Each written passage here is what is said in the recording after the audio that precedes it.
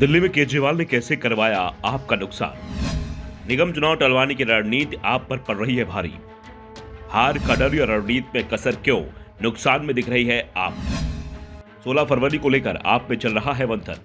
दिल्ली में निगम चुनाव के परिणाम आए 2 महीने से ज्यादा का वक्त हो चुका है। उसके बाद से ही दिल्ली को मेयर की तलाश है। आप पार्षद शैली ओबराय का मेयर चुना जाना तय माना जा रहा है, लेकिन सवाल यह है कि वोटिंग कब होगी। 3 बार वोटिंग की कोशिश हो चुकी है, लेकिन हर बार मामला हंगामे की भेंट चढ़ जाता है और सदन की बैठक को स्थगित कर दिया जाता है। निगम में आपका बहुमत है। 250 सदस्यीय नगर निगम में कांग्रेस के पास सिर्फ 9 पार्षद हैं। उसके पार्षद शपथ ले चुके हैं और अपने क्षेत्र में सक्रिय हो चुके हैं। इसलिए मेयर चुनाव होने या ना होने से कांग्रेस को कोई नुकसान नहीं दिख रहा है। तो दूसरी ओर बीजेपी को 104 सीट मिली है, लेकिन मेयर उसका भी नहीं बनना है, यह तय माना जा रहा है। इसलिए नुकसान बीजेपी को भी नहीं दिख रहा है। उल्टा बीजेपी को तो इसमें फायदा ही नजर आ रहा है। प्रशासन के सहारे दिल्ली निगम चलाया जा रहा है। मेयर और स्टैंडिंग कमेटी का चुनाव न होने के चलते दिल्ली का इस बार का बजट भी निगम अधिकारियों ने तैयार कर दिया है। 16 फरवरी को अगर निगम में मेयर चुनाव नहीं हो पाता है तो इसे पेश कर दिया जाएगा। साफ है कि आपका जो पहला मेयर होगा उसे बजट पेश करने का मौका भी नहीं मिलेगा।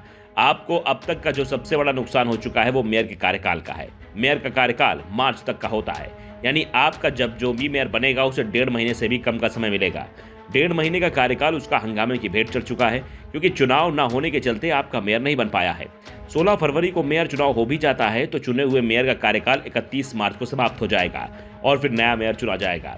दरअसल आपकी ओर से हंगामा मेयर, डिप्टी मेयर और स्टैंडिंग कमेटी के सदस्यों को चुनाव में एल्डरमैन और वोटिंग का अधिकार देने के खिलाफ चल रहा है।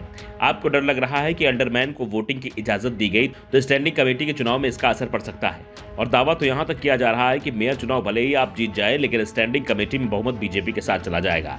18 सदस्यों वाली स्टैंडिंग कमेटी में बीजेपी को 10 सीट मिल सकती हैं और ऐसा हुआ तो स्टैंडिंग कमेटी का चेयरमैन और डिप्टी चेयरमैन दोनों ही पद बीजेपी के हिस्से में चले जाएंगे। दिल्ली नगर निगम की पूरी ताकत की स्टैंडिंग कमेटी के पास मानी जाती है, क्योंकि खर्चे की पाई स्टैंडिंग कमेटी के पास ही करानी होती है। बिना स्टैंडिंग कमेटी की मंजूरी के मेयर कोई भी फैसला नहीं कर सकता। इसलिए आपकी कोशिश है कि किसी तरह से स्टैंडिंग कमेटी पर भी कब्जा बनाए रखा जाए और एल्डरमैन की वोटिंग आपकी रणनीति पर भारी पड़ती दिख रही है। दिसंबर में दिल्ली एमसीडी चुनाव हुए थे। 250 वार्डों वाली एमसीडी में आपको 134 सीटों पर जीत मिली, यानी आपके पास बहुमत है। उसे अपना मेयर चुनने में किसी तरह की परेशानी नहीं होने वाली है। बीजेपी को 104 सीटें मिली हैं, जो बहुमत से कम है, लेकिन बीजेपी ने मेयर चुनाव में अपना उम्मीदवार उतारकर मुकाबला रोचक बनाने की कोशिश की है। कांग्रेस को 9 वार्ड में जीत मिली है और पार्टी साफ कर चुकी है कि वो मेयर चुनाव में किसी का भी समर्थन नहीं करेगी। वैसे वोटिंग को लेकर आपकी एक और चिंता है, वो है निगम में दल बदल कानून लागू नहीं होता है। ऐसे में कोई भी पार्षद किसी के विपक्ष में मतदान कर सकता है, उसकी सदन की सदस्यता बनी रहती है। ऐसे में दल बदल की आशंका हमेशा बनी रहती है और इसी डर के चलते आप एल्डरमैन को वोटिंग से रोकने की कोशिश में जुटी हुई है। Bureau report, the such India.